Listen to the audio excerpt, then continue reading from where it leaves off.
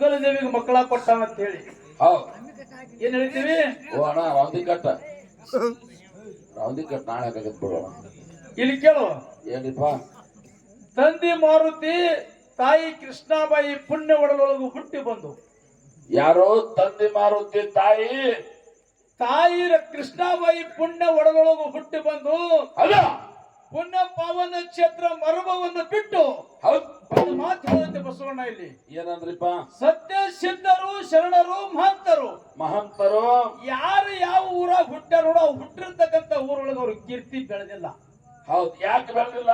ಒಂದು ಮಾತು ಹೇಳುತ್ತಿಲ್ಲಿ, ಯಾಕ್ರಿಪ್ಪ? ಯಾವ ಲಜ್ಜಾಳದ ಸಿದ್ಧಲಿಂಗ ಹೌದು ಸಿಂದಗಿ ತಾಲೂಕಿನ ಕಕ್ಕಳ ಮೇಲೆ ಗ್ರಾಮದೊಳಗೆ ಹುಟ್ಟಿ ಬಂದಕ್ಕರೆ ಕಕ್ಕಳ ಮೇಲೆ ಒಳಗೆ ಅವ್ರ ಕೀರ್ತಿ ಬೆಳಿಲಿಲ್ಲ. ಹೌದು, ಎಲ್ಲಿ ಬೆಳೆದ್ರಿಪ್ಪ? ಸಿದ್ಧಲಿಂಗ ಮುಗುಳು ಕೋಡ ಎಲ್ಲಾ ಲಿಂಗ ಕಣ್ಣಿ ಮಿರಿಗಿ ಒಳಗೆ ಹುಟ್ಟಿ ಬಂದ. ಕೀರ್ತಿಯಲ್ಲಿ ಬೆಳೀತು. ಅವ್ರ ಕೀರ್ತಿ ಕಣ್ಣಿ ಮಿರಿಗಿ ಒಳಗೆ ಬೆಳಿಲಿಲ್ಲ. ಮುಗುಳು ಕೋಡಿ ಎಲ್ಲಾ ಲಿಂಗನ ಕೀರ್ತಿ ಮುಗುಳು ಕೋಡದೊಳಗೆ ಬೆಳೀತು. ಈ ಮುಗುಳು ಕೋಡವನ್ನು ಭೂ ಕೈಲಾಸ ಅಂತೇಳಿ ಮಾಡಿಬಿಟ್ರು. ಅದೇ ಕಕ್ಕಳ ಮೇಲೆ ಹುಟ್ಟಿ ಬಂದ ಯಾವ ಸಿದ್ಧಾಲಿಂಗ, ಹೌದು, ಎಲ್ಲಿ ಮಾಡಿದ್ರಲ್ಲ? ಆ ಸಿದ್ಧಾಲಿಂಗನ ಪವಿತ್ರ ಒಂದು ಆ ಕೀರ್ತಿ ಎಲ್ಲಿ ಆಯ್ತು ಅಂತ ಕೇಳಿದ್ರ ಲಚ್ಚಾಣದೊಳಗೆ ಅವ್ರಿಗೆ ಕೀರ್ತಿ ಆಯ್ತು. ಇವತ್ತು ಮರಬದೊಳಗೆ ಹುಟ್ಟಿ ಬಂದ್ರು ಕೂಡ ತನಿಖಾ ಲಚ್ಚ ಅವರು. ಹೌದಾ?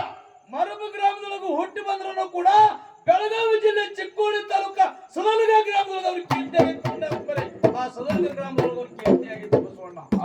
ಒಂದು ಮಾತು ಹೇಳುತ್ತಿಲ್ಲಿ, ಏನ್ ಹೇಳೋದ್ರಪ್ಪ? ಬಡವರ ಬಂಧು ದೀನ ದಯಾಳು ಹೌದು ಭಕ್ತ ವತ್ಸಲ.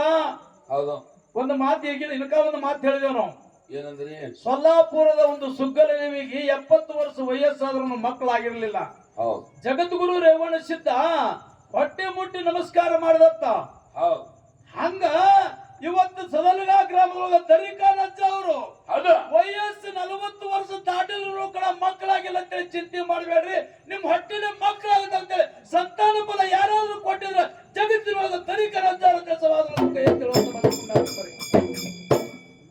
ಅಂತ ತನಿಖಾ ಲಜ್ಜ ಅವರ ಪವಿತ್ರ ಪಾದಕ್ಕೂ ಕೂಡ ಅನಂತ ಭಕ್ತಿ ಪ್ರಣಾಮಗಳನ್ನು ಸಲ್ಲಿಸಿ ಇವತ್ತಿನ ಸತ್ಯಸಿದ್ಧರ ಶಿವಸ್ಥಾನದ ಸೇವೆಯನ್ನು ಮಾಡ್ಲಿಕ್ಕೆ ಬಂದಿರತಕ್ಕಂತ ಯಾವ್ದು ಸಂಘ? ಶ್ರೀ ವೀರಲಿಂಗೇಶ್ವರ ಕಲಾಗಾಯನ ಸಂಘ ಸಾಕಿನ ಮುತ್ತೂರು ಗ್ರಾಮದ ನಮ್ಮ ತಂಗಿ ಕಲಾ ಸಂಘಕ್ಕೂ ಆ ಸಂಭಾಷಣೆಯನ್ನು ಮಾಡಿರ್ತಕ್ಕಂಥ ನಮ್ಮ ಮಾಳುಸರು ದಳವಾಯಿ ಅವರಿಗೂ ಕೂಡ ಮತ್ತೊಮ್ಮೆ ವಂದನೆಗಳನ್ನು ಹೇಳಿ ಇವತ್ತಿನ ಈ ಸೇವೆಯನ್ನು ಆಲಿಸ್ಲಿಕ್ಕೆ ಬಂದಿರತಕ್ಕಂತ ಯಾರಿಪ್ಪ? ಗುರು ಹಿರಿಯರಿಗೆ, ಜಟಾಮಠದವರಿಗೆ, ವೇದ ಕಲಾ ಪಂಡಿತರಿಗೆ, ಸುತ್ತಮುತ್ತಲಿಂದ ಆಗಮಿಸಿರುವಂತ ಅವರಿವರೆಲ್ಲದೆ ಆ ಈ ಭಗವಂತನ ಸೇವೆಯನ್ನು ಆಲಿಸುಗೋಸ್ಕರವಾಗಿ ಆಗಮಿಸಿರ್ತಕ್ಕಂಥ ಎಲ್ಲಾ ಧರ್ಮದ ಎಲ್ಲಾ ಅಭಿಮಾನಿಗಳಿಗೂ ಕೂಡ ಬಾಬಾನಗರ ಕಲಾ ಸಂಘದ ವತಿಯಿಂದ ಮತ್ತೊಮ್ಮೆ ವಂದನೆಗಳನ್ನು ಹೇಳಿ ಅದಕ್ಕೆ ಜ್ಞಾನಿಗಳಾಗಿರತಕ್ಕಂಥ ಒಂದು ಕಡೆ ಒಂದು ಮಾತಾಡ್ತಾರೆ ಬಸವಣ್ಣ. ಏನಂತಾರಿಪ್ಪ ಮಾತಾ? ಎಲುವಿಲ್ಲ ನಾಲಿಗೆಗೆ ಬಲವಿಲ್ಲ ಬಡವಂಗೆ, ಎಲುವಿಲ್ಲ ನಾಲಿಗೆಗೆ ಬಲವಿಲ್ಲ ಬಡವಂಗೆ, ತೊಲೆಗಂಬಗಳಿಲ್ಲ ಗಗನಕ್ಕೆ ಶಿವನಲ್ಲಿ ಕುಲವೇದವಿಲ್ಲ ಸರ್ವಜ್ಞ ಅಂತ ಹೇಳ್ಯಾರವರು. ಹೌದೌದು, ಹೇಳ್ಯಾರಲ್ರಿಪ್ಪ. ಮಾತಾಡ್ತಿರ್ತಕ್ಕಂಥ ಮಾಲಿಗೆ ಗೆಲುವಿಲ್ಲ ಇಲ್ಲ, ಭೂಮಿ ಮತ್ತು ಆಕಾಶ ನಿಂತ ಜನರಿಗೆ ಕಂಬ ಕೊಟ್ಟಿಲ್ಲ. ಭಗವಂತ ಬೀರದೇವರ ಮಾಳಿಗರಾಯ ರೇವಣ ಸಿದ್ಧ ಅಮೋಘ ಸಿದ್ಧ ಸತ್ಯ ಸಿದ್ಧರಲ್ಲಿ ಶರಣರಲ್ಲಿ ಮಹಂತರಲ್ಲಿ ಏನಿಲ್ಲಪ್ಪ ಆ ಜಾತಿ ಈ ಜಾತಿ ಅನ್ನತಕ್ಕಂಥ ಭೇದ ಭಾವೈಕ್ಯತೆಗಳು ಇಲ್ಲ ಅಂತ ಹೇಳ್ಯಾರ ಬಸವಣ್ಣ. ಹೌದು, ಆ ಭಗವಂತ ಒಂದು ಜ್ಞಾನಿಗಳ ಮಾತಿನ ಮೇಲೆ ವಿಶ್ವಾಸ ಇಟ್ಟುಕೊಂಡು ಭಗವಂತನ ಸೇವೆಯನ್ನ ಮಾಡೋದೈತಿ. ಬಸವಣ್ಣ ಒಂದು ಮಾತು ಹೇಳೋದೈತಿ, ವಿಶ್ವಾಸ ಅಂದ್ರೆ ಹೆಂಗ್ ಇಡಬೇಕು? ವಿಶ್ವಾಸ ಅಂತ ಇರಬೇಕು ಗೊತ್ತೇನು? ಒಮ್ಮೆ ತಂದಿ ಸಂತಿ ಹೋಗ್ತಿದ್ದ. ತಂದಿ ಜೋಡಿ ಸಂತಿ ಹೋಗಿದ. ತಂದಿ ಜೋಡಿ ಮಗ ಪೆನ್ ಹತ್ತಿದತ್ತ. ಒಂದಿನ ಬರ್ತಾನಂತ ಹೇಳಿ ಮಗ 7-8 ವರ್ಷ ನಾವಾಗಿದ್ದ. ದಿನ ಒಯ್ತಿದ್ದ. ಇನ್ನು ದೊಡ್ಡವಾದ ಇನ್ನ ಇವನಿಗೆ ಬಿಟ್ಟು ಹೋಗ್ಬೇಕಂತೇಳಿ ಅಪ್ಪಿದ್ದ ಅವ್ ಮಗನಿಗೆ ಹೇಳ್ದತ್ತ, ಯಪ್ಪ ತಮ್ಮ ನಾ ಇವತ್ತು ಹೋದ್ರೆ ನಾಳೆಗೆ ಬರ್ತೀನೋ, ಬರ್ಲಿಕ್ಕೆ ಜರ ತಡ ಆಗೋದ್ ನಿಮ್ ಮನ್ಯಾಗ ಇರುವಂತ. ಅವಾಗ ಮಗ ಅಂದತ್ತ, ಯಪ್ಪ ಇವತ್ತೆಲ್ಲ ನಾಳಿಗೆಲ್ಲ ನಾಡ್ದು ಬಾಕರೆ ನಾ ಇಲ್ಲಿ ಮನ್ಯಾಗ ನಿದ್ರಂಗಿಲ್ಲ, ನಿನ್ ಜೋಡಿ ಬರಾವಂದತ್ತಮ್ಮ. ಬರಾವಣೆ ಅಂದತ್ತ. ಅವಾಗ ಅಪ್ಪ ಅಂದತ್ತ, ಈ ಮಗ ಹಿಂಗೆ ಮಾಡಿ ಸುಮ್ಮ ಕುಂಡುದಿಲ್ಲ ಮನ್ಯಾಗ, ಏನಾರೇ ಮಾಡಿ ಮಗನಿಗೆ ಅಜಿಕ್ಕಿ ಹಾಕಬೇಕಂತ ಹೇಳಿ ಮಗನ ಹೆಗಲಿ ಮೇಲೆ ತಗೊಂಡತ್ತ.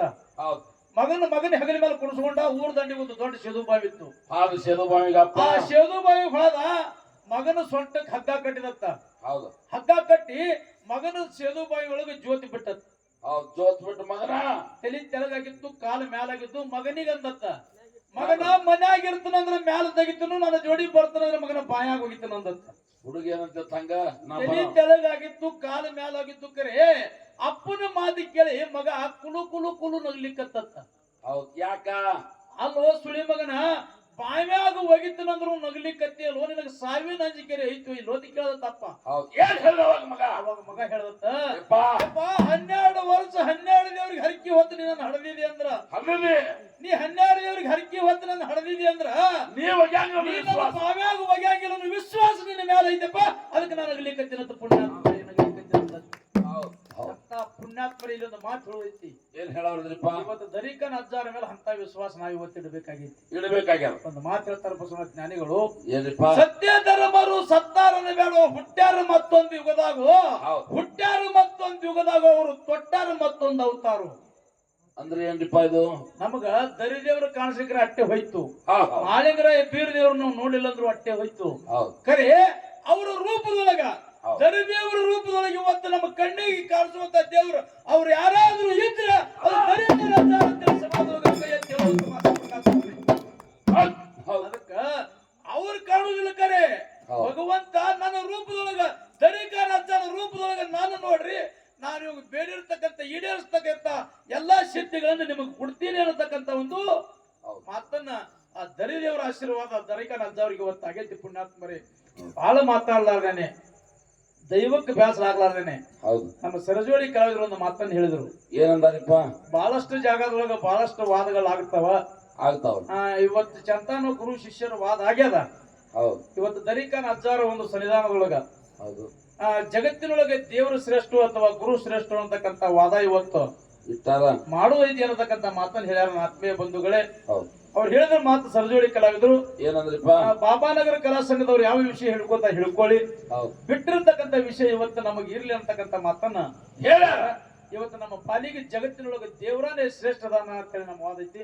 ಯಾಕೆ ಮಾತು ಹೇಳೋದೈತಿ ಅಂತ ಕೇಳಿದ್ರ, ದರಿ ದೇವರ ಇವತ್ತು ದರಿ ದೇವರ ಮತ್ತು ಜಕ್ಕಮ್ಮ ತಾಯಿ ದೇವರ ಜಾತ್ರೆಗೆ ನಾವು ಬಂದೀವಿ ಅಂತಂದ್ರ ನಮ್ಮ ಪಾಲಿಗೆ ಇವತ್ತು ದೇವರಾನೇ ಶ್ರೇಷ್ಠದ ಅಂತೇಳಿ ವಾದ ಐತಿ. ಅದಕ್ಕೆ ಹೇಳ್ತಾರೆ ಜ್ಞಾನಿಗಳು, ದೇವನ ಮನೆ ಇದು ಈ ಜಗವೆಲ್ಲ, ದೇವನ ಮನೆ ಇದು ಈ ಜಗವೆಲ್ಲ, ಬಾಡಿಗೆ ದಾರರು ನಾವು ನೀವುಗಳೆಲ್ಲ.